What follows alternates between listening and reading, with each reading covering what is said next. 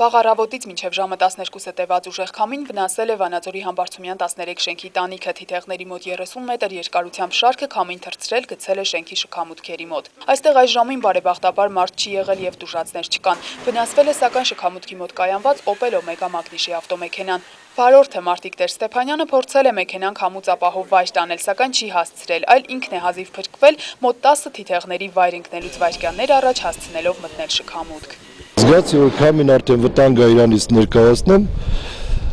դուրս եկան միջապես մեքենան անվտանգ տեղափոխելու համար։ Տանիքի ժեշտերը լրիվ վերևից եկավ փետերով։ Ես միայն հասցրեցի ինձ գցեմ շքամուտքը իմ անվտանգությունը ապահովելու համար։ Լոռու մարզի փրկարարական վարչությունը հասանգստանալուց րոպեներ անց դեպքի վայրում էին նաև փրկարարները։ Թիթեղներն ընկնելիս այս էլեկտրական հոսանքի մալուխը ահագին օգնել է, որպեսզի մեքենան շատ չվնասվի, հարվածի ուժը թուլացրել է։ Ուժեղ քամի էր, երևի մի 10-15 րոպե այդ քամու պորտքում է տեղի ունեցել։ Համբարձումյան 13 շենքի տանիքում Նիգվան ՍՊ-ի կողմից կատարվում էր տանիքի վերանորոգման աշխատանքները դեռ չեն վերջացել, այդ իսկ պատճառով երևի քամի ուժգնացման հետևանքով տեղի ունեցել այս դեպքը։ Դեպքի պահին տանիքում են եղել նաև այն վերանորոգող կազմակերպության մասնագետները եւ երջանիկ պատահականությամբ է, որ ողբերգությունը շրջանցել է նրանց։ Պտան նրանում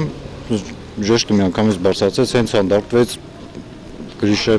շենքի դեմը եկավ։ Միանգամից գլխավորը վիճանք։ Երջանիկ պատահականությունը նաև այն, որ այդ պահին շքամուտքի բնակիչների սիրելի նստարանին նստած մարդ եւ բակում խաղացող երեխաներ չեն եղել։ Անձրևային եղանակներ երևի պատճառը եւ այն, որ երեխաներն այդ ժամին դասի են։ Ամենածանր հարվածն իր վրա էր վերցրել Մարտիկ Տեր-Ստեփանյանի Opel ավտոմեքենան։